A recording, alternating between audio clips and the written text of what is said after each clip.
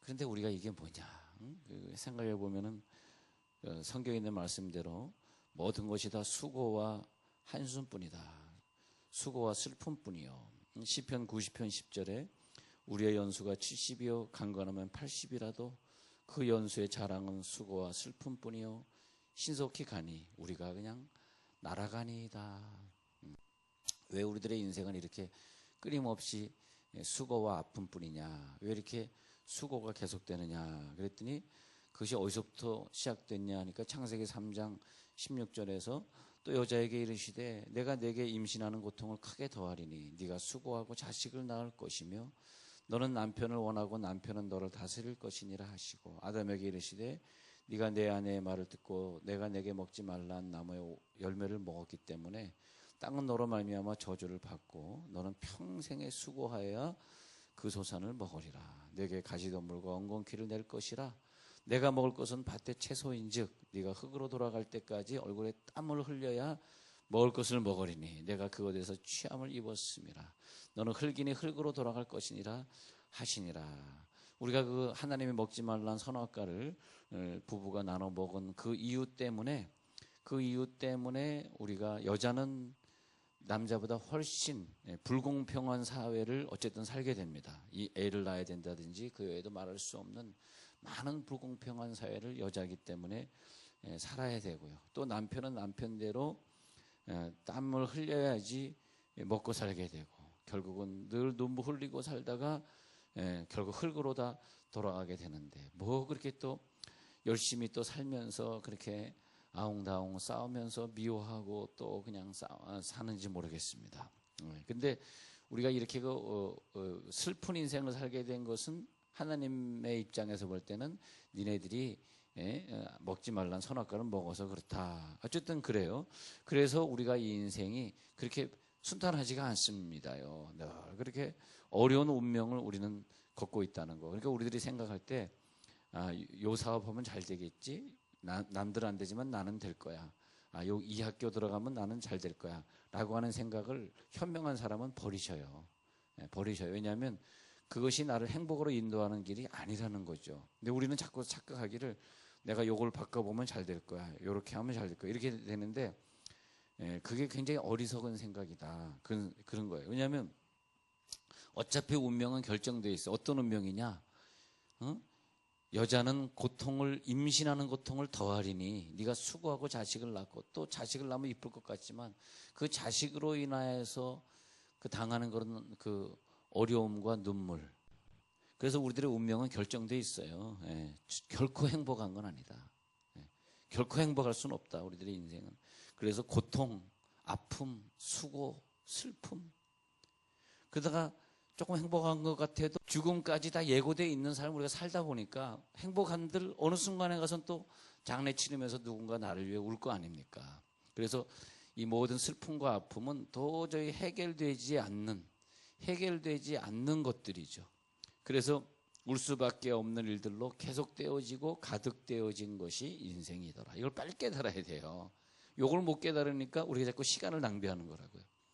우리가 아무리 돈이 많고 뛰어난 실력을 갖춘 자라 할지라도 그 다음의 환경은 예고되어 있어요. 우리가 해결할 수 없는 고통. 왜? 아담과 하와 때 예언한 그 원리 때문에 그래요. 우리가 잘나고 안 잘나고의 차원이 아니라 아담과 하와 때 이미 예고되어진 그것 때문에 우리는 힘든 거예요. 이것을 좀 더 젊을 때, 좀 더 일찍 깨달으면 하나님의 은혜를 빨리 받을 수 있는데 말이에요.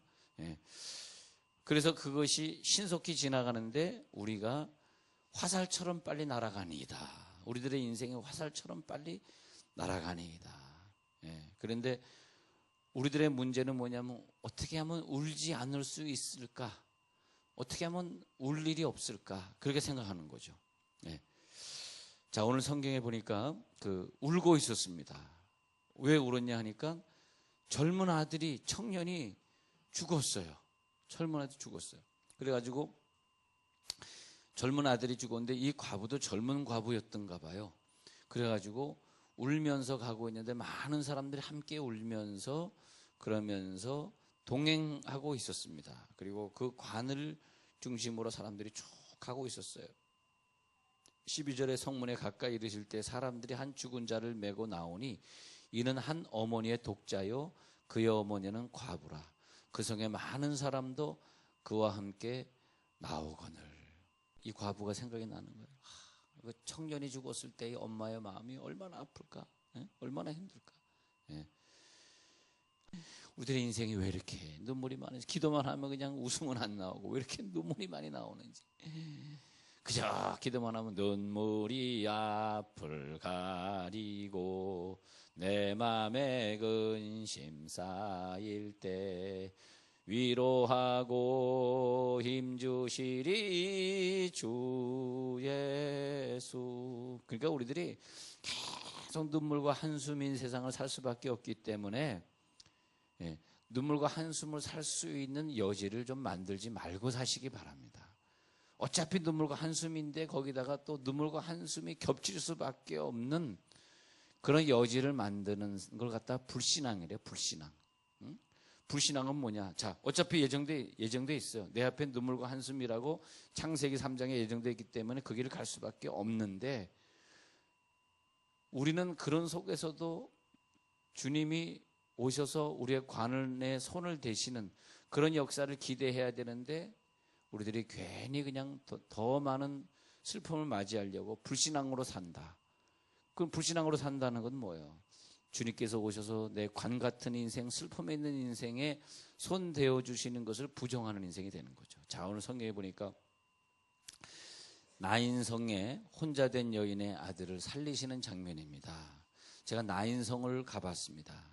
나인성은 이렇게 성지순례하는 중에 있기 때문에 다 가게 갔더니 정말 시골의 작은 마을인데 어느 여인이 그 앞에서 마늘을 이렇게 까고 있었어요. 검은 이렇게 검은 옷을 뒤집어 쓴 여인, 숄이라고 하는 거 뒤집어 쓴 여인이, 그러니까 아랍계니까 아마 검은 옷을 뒤집어 쓰고 있었나 봐요. 그 여인이 거기서 마늘을 까고 있었는데 이렇게 보는데 얼마나 외로워 보이든지 속으로 그래 저 여인이 나인성의 과부일까? 그런 생각을 해봤습니다. 예수님은 성경에 3번의 죽은 자를 살리는 기적을 주셨는데, 첫 번째는 회당장 야이로의 딸을 살리시고, 그 다음에는 베다니에 살던 나사로를 또 무덤에서 꺼내주시고, 그 다음에 이 3번째가 나인성에 혼자 된 여인의 아들을 살려주시는 장면에 3번의 기적이 나오고 있어요.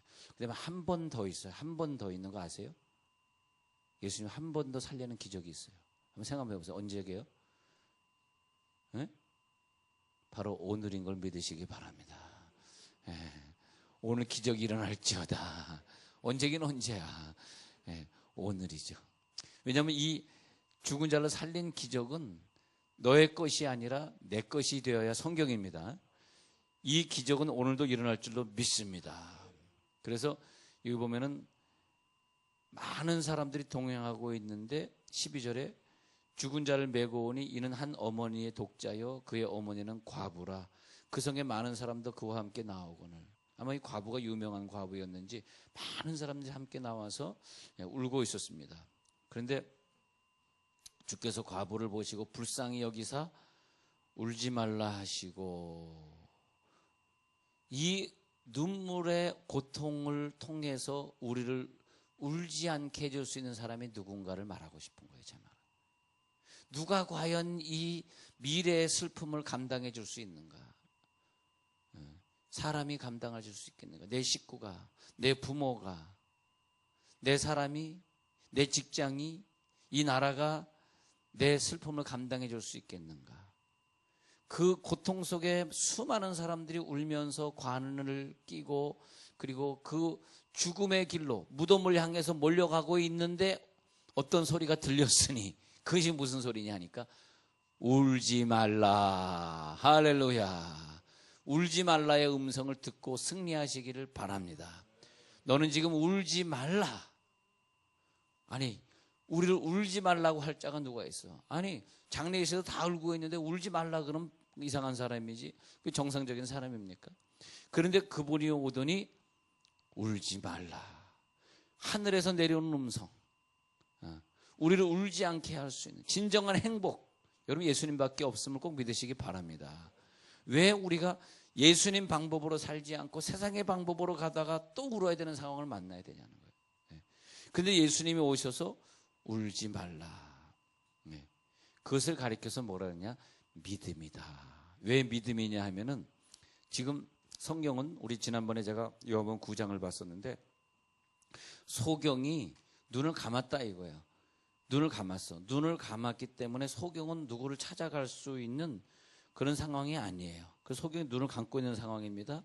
그래서 보면은 자 소경이잖아. 소경은 눈 뜬 시점을 보니까 예수님을 찾은 사람이 아니에요. 찾을 수가 없었어. 누가 예수인지도 몰랐어. 안 보이니까. 그런데 소경에게 걸어오신 예수님이 소경이 계속 눈뜬 세상으로 살아야 되는데 그 지점에서 소경에게 기적을 베풀어 줬다 이것입니다.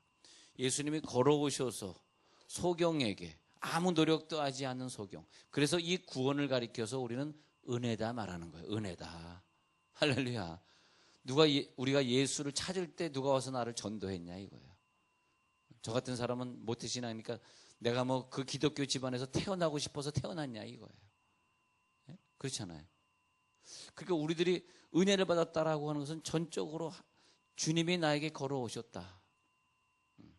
그래서 소경아 너 왜 안식일날 눈이 떠졌어? 누가 너의 눈을 뜨게 했어? 이걸 따지고 있을 때 내가 오늘날 눈이 떠졌는지 누가 나를 눈을 뜨게 했는지를 내가 알 게 뭡니까? 내가 아는 것은 내가 좀 눈 뜨고 있다는 것뿐입니다. 나한테 묻지 마세요. 우리가 아는 것은 우리가 예수 믿고 천국 가게 된 것이 오늘 아침에도 보는데 얼마나 내가 감사한지. 야, 나는 저주의 세상에 살지 않고 천국에 가서 살게 될 걸 생각하니까 그렇게 마음이 즐겁더라고요. 그런데 성경을 대할 때는 항상 이런 태도가 우리들에게 필요해요. 내가 아는 것은 하나님께서 나의 인생을 주관해 줄 것을 믿는 것입니다. 이것이 믿음이다 이거예요. 왜? 자, 울고 있었어요. 아무도 이 상황을 해결해 줄 사람이 없었어요. 그런데 실력 있는 자가 있어야 돼. 어떤 실력이 있는 자냐? 이 관에다 손을 대면 관을 뚜껑을 열고 나오게 할 수 있는 그런 실력 있는 자가 한 분이 있어야 되는데 그건 우리 중에는 없어요. 이 인간으로 태어난 우리는 아니에요. 오직 예수님만이 가능한 줄 믿습니다. 그 실력이 필요해. 그 실력. 우리를 창조한 그분만이 하실 수 있다 이거예요. 이게 뭐냐? 복음이다. 예수님이 나를 위해 십자가 못 박혀 죽으셨다. 그리고 부활하셨다. 그 능력만이 우리를 다시 부활시키고 영원한 천국에서 살게 하시고 할렐루야. 그것이 우리들의 기쁨이 되는 거죠. 그래서 전능하신 하나님 계시다. 나는 실력이 부족해. 나는 스스로 이 병을 이길 수 없어. 나는 이 불행한 세상을 뚫고 나갈 수 없어. 나는 관에서 나올 수 없어. 나는 나사로인데 무덤 속에 갇혀 있는데 내 붕대를 내가 풀고 나올 수 있는 능력이 없어. 내 믿음의 실력이 부족해요. 이 과부의 믿음이 별로 없다 할지라도 관계없이 오늘도 충분히 기적을 베푸실 주님인 걸 믿으시기 바랍니다. 오늘도 충분히 그 기적을 베푸실 수 있더라 이거예요. 이 죽은 아들이나 혼자 된 이 과부 여인이 예수님 앞에서 어떤 액션을 취했거나 무슨 헌금을 냈거나 무슨 예배를 참석했거나 뭐 이런 차원을 지금 말하고 있는 것이 아닙니다. 근데 우리 교회는 그래도 막 여러분들이 뜨겁게 은사적으로 기도하는 교회이니까 감사한데 이 여인은 뭐 기도한 것도 아니고 아이고 아이가 죽었어 하고 그냥 걸어가는 것뿐이에요. 이것이 은혜더라고요. 우리가 뭐 기도하다 응답받다 그러면 좀 덜 은혜를 느껴질 텐데 그런데 시신이 되어서 관에 담겨져 있는 것 그리고 울면서 가는 것 그거 외에는 아무것도 우리는 이 구절에서 찾을 수가 없어요. 이 여인이 무슨 노력을 한 거야? 뭐 기도 응답받은 거야? 그것도 아니더라고요. 그래서 저는 예수님이 좋아요. 우리가 노력하지 않을 때도 도와주시고 울고 있을 때도 울지 말라 하시고 왜? 내 믿음이 아니라 전적인 당신의 믿음, 전적인 당신의 실력, 당신의 사랑. 할렐루야. 이것이 믿어지는 게 믿음이지 내가 믿는 건 믿음이 아닙니다. 믿어지시기 바랍니다. 여러분 지금까지 많은 그 사고들을 잘 신앙적인 것과 한번 그 사진들을 한번 연결시켜 보시라고. 주로 언제 사건이 터지는지. 이 죽음과 대형 사건은 하나님이 심판하시는 거거든요. 구원파 심판에 우리가 왜 곁들여서 죽어야 됩니까? 구원파 심판하려고 그러는데 여러분, 그런데 포함되지 마시길 기도하시기 바랍니다. 근데 이 여인은 장례를 재촉하고 있었는데, 근데 예수님이 먼저 오셔서 말을 거시는데 13절에 유명한 말을 하시는 거예요. 과부를 보시고 불쌍히 여기사. 불쌍히 여기사 히브리어로 보니까 가장 슬플 때 쓰는 용어를 썼더라고요. 너무너무 예수님이 마음 아파서 불쌍히 여겨주시고, 우리가 울고 있을 때 찾아오셔서 야, 울지 말라. 여러분, 우리가 미래 울 일이 생길지 안 생길지 여러분 보장할 수 있어요. 내 사랑하는 사람이 안 죽는다는 보장이 있어. 네, 안 죽는다는 보장이 있냐고. 그런데 울지 않으려면 어떤 방법입니까? 앞으로 울 일이 없으시려면 어떻게 해야 돼? 예수님께서 울지 말라 할 때 외에는 방법이 없어요. 우리의 방법으로는 이 세상을 뚫고 나갈 수가 없다고. 그런데 예수님이 우리 가정에 오셔서 우리 가정의 주인이 되셔서 내가 우리의 모든 사건을 예수님께 맡길 때, 그때 유일하게 예수님이 관에 손을 대시고 울지 말라. 할렐루야. 예수님밖에 이 일을 해결해 줄 자가 없어요. 왜냐하면 이 고통도 하나님이 창세기 3장에서 주시기 시작한 것이기 때문에 우리는 예수를 의지하고 예수님께 예배하는 자만이 가장 지혜로운 자입니다. 할렐루야. 그래서 주님께서 우리들에게 직접 말씀하시는 거예요. 야, 울지 말라. 그럴 때 내가 울지 않으려고 애쓰고 공부하고 돈 벌고 만나고 헤어지고 막 이런 모든 환경 속에서 한꺼번에 해결되는 장면, 예수님이 오셔서 울지 말라. 내가 애쓰고 노력해서 됐다는 것이 아니에요. 이 성경은 내가 그래 이 아들을 살리는데 얼마나 애썼느냐, 얼마나 노력했느냐, 그걸 지금 보여주고 있는 거예요. 했느냐? 아니다 이거예요. 우리의 이 어려운 환경에 해줄 수 있는 분은 예수님밖에 없다. 이걸 지금 이 복음이 가르쳐주고 있는 거예요. 이걸 빨리 깨달아야 돼요. 그래서 울지 말라 하시고 14절에 가까이 가서 그관에 손을 대시니, 가까이 가서 손을 대시니, 난 이 손을 보니까 얼마나 사랑이 많은 손이신지, 베드로의 장모를 그냥 일으켜주지 아니하시고 베드로 장모의 손을 일으키시고, 야, 베드로 어머니 일어나라. 일어났던 그 장면, 어린아이들을 안수하셨던 그 아름다운 손. 베드로가 물에 빠졌을 때 왜 의심하였느냐, 베드로의 손을 잡고 다시 배로 이끌어 주셨던 그 손. 제자들의 발을 눈물을 흘리면서 씻어주시면서 내가 너희를 이렇게 섬겼으니까 너희도 섬기는 생애를 살다가 오라. 그 손. 할렐루야. 그 손으로 다정하게 그 어머니가 울고 있을 때 관에 손을 대시고, 야, 이 엄마의 마음이 얼마나 아플까, 얼마나 고통스러울까.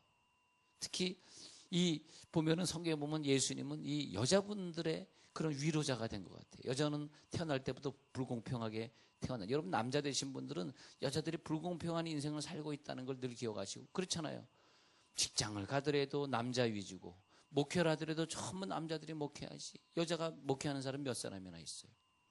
참 그런 것들이 보면 안타깝다. 여자의 마음은요, 이 상처받고 시기하고 금방 변질되고 막 이런 마음이 태어나면서 여자에겐 있어, 이게. 그래가지고 참 여자의 그 감정을 컨트롤하면서 간다는 게 참 그게 쉬운 게 아니에요. 저는 상담을 공부했으니까 그저 우리 와이프를 잘 데리고 31년째 살고 있는 거예요, 사실은요. 나니까 데리고 살지 여러분 못 데리고 살아. 근데 그러니까 우리는 이제 행복하게 살지만, 그렇지만은 그렇지 않은 부부가 너무 많은 거야. 근데 그게 다 겉으로 보면 남편들이 뭐 못돼가지고 그런 것 같지만 그건 아니거든요. 여자분들은 창세기에 너는 남편을 사모하고 남편은 너를 다스릴 거야, 너는 아기 낳고 살아야 돼, 막 이런 고통들을 주신 다음에 여자에게 감정에 큰 흉터가 생겼어요. 상처의 흔적이 생겼어요, 여자분들이. 그래가지고 여자가 뭐 하는 꼴을 못 봐요, 여자들이. 자, 이제 다시 성경으로 돌아와가지고요. 그래서 이 과부는 울고 있는데 예수님이 오셔서 관에 손을 대시고, 저는 여기서 너무 큰 사랑, 왜냐하면 여자분들이 너무 힘들게 사시니까 그 울고 있는 여자에게 예수님이 오셔서, 야, 너 얼마나 힘드냐, 그 손을 대시고, 관에 손을 대시고. 그러니까 사람들이 저 사람이 관에 손을 대는 거야 하고 다 섰던 거죠. 그때 예수님이 이르시되 청년아, 내가 내게 말하노니 일어나라. 할렐루야. 일어나라 했더니 15절에 죽었던 자가 일어나 앉고 말도 하거늘 예수께서 그를 어머니에게 주시니. 그를 안고 있다가 어머니에게 안겨줬다는 거예요. 야, 죽었던 자가 일어나 앉고 말도 하거늘 예수께서 그를 어머니에게 주시니. 그러면 이것이 뭘까요? 16절에 그것은 두려워하여 하나님께 영광을 돌려 이르되 큰 선지자가 우리 가운데 일어나셨다. 결국은 예수님이 죽음을 주장하시고 부활을 주시는 메시아라는 걸 저들에게 보여주신 것입니다. 그래서 예수님이 깨닫게 하신 것은 이것이 복음이다. 너희가 아직 죄인 되었을 때에, 너희가 하나님과 원수 되었을 때 하나님께서 다가오셔서 너희를 구원해 주신 사건, 이것이 복음이다. 너희들은 노력하지 않았지만 그냥 울고 있었으나 너희들에게 다가간 것이 복음이다. 여러분이 복음이 내려올지어다. 복음을 깨달으시기 바랍니다. 그래서 뭐냐? 하나님께서 자기 백성은 돌보셨다 하더라. 스스로 고백하는 거야. 그 주변의 사람들이 16절 끝부분에서 하나님께서 우리 백성을 먼저 와서 돌봐주셨네. 뭐냐? 그것이 뭐냐? 우리들에게 은혜를 주셨네. 이게 은혜구나. 하나님께서 먼저 오셨네. 예. 여기에 이제 그 연관된 구절이 그 마태복음 5장에서요. 마태복음 5장 4절에서 애통하는 자가 복이 있나니 저희가 위로를 받을 것이며, 이걸로 이제 결론이 나거든요. 왜냐하면 애통하는 자라고 하는 이때 쓴 단어가 장례식 때 우는 울음을 적고 있습니다. 이 애통이 무슨 애통이냐니까 장례식 때 우는 울음이기 때문에 한 여인이 젊은 남편이 죽었을 때 얼마나 애통하며 울겠습니까? 얼마나 애통하며 울겠어요. 그 장례식 때의 울음을 말하는 거예요. 그때 최저의 우리의 슬픔이라고 하는 것이 이걸 영으로 봤을 때 뭐 한 이 정도, 뭐 한 10 정도의 슬픔일 수 있고 20 정도의 슬픔일 수 있고 사업이 잘 안 되니까 30 정도 슬픔일 수 있는데, 이 장례식 때 울음은 마지막 단계까지 100%의 슬픔을 말하는 거거든요. 그러니까 언제 위로를 받을 것이냐를 설명하는 거예요. 어떤 애통을 하느냐. 장례식 때 울음처럼 자기 남편을 잃어버린 젊은 여인의 최고의 슬픔을, 100의 슬픔을 만났을 때 받는 위로, 그런 정도까지 내려가야 받는 위로를 말하는 것인데, 그 고통을 맞이한 자는 위로를 받을 것이며, 이게 뭐냐? 복음이다, 이것입니다. 최고의 아픔 속에서 복음이 들어와서 우리를 위로해 주는 것. 여러분, 최고의 아픔은 그 자기 젊은 남편이 죽은 아픔이기도 한데, 최고의 아픔 이상에 또 뭐가 있을까요? 우리가 죽고 예수 안 믿어서 죽어서 지옥 간다면 그것보다 더 아픈 것이 어디 있겠어? 영원한 고통이죠. 그것을 가지고 애통해야 돼, 우리가. 내가 예수 안 믿어가지고 죽었는데 지옥이라고 하면 상상 한번 해봐요. 영원히 지옥불에 있을 거 끔찍하지 않습니까? 그게 지옥에서 울고불고 있는 그 애통보다 더 큰 애통이 어디 있냐고요. 그런데 복음이 왔기 때문에 위로를 받을 것이며 그 위로가 임할지어다. 여러분, 항상 복음을 생각하시오. 내가 어떻게 구원받은 자인데 이 구원을 내가 어떻게 유지해야 되겠는가? 여러분, 오늘 슬픔에 빠진 가정에 예수님이 다가오셨습니다. 그리고 저들에게 울지 말라. 그리고 거기에서 구원을 주셨습니다. 오늘도 여러분, 그 주께서 과부를 보시고 불쌍히 여기사 울지 말라 하시고 23절을 기억하시고 우리에게 다가오시고 울지 말라 하시는 가운데 결국은 그 가정을 기쁨으로 변화시키시고 다시 즐겁게 만들어주시고, 복음이 왔을 때 즐거움이 임하고, 그죠? 복음이 떨어졌을 때 거기에 기쁨이 다시 들어오듯이 초상집 같은 우리 집안에, 힘든 것 같은 우리 사업에 복음이 떨어지면 즐거움의 역사가 있길 간절히 축원합니다. 하나님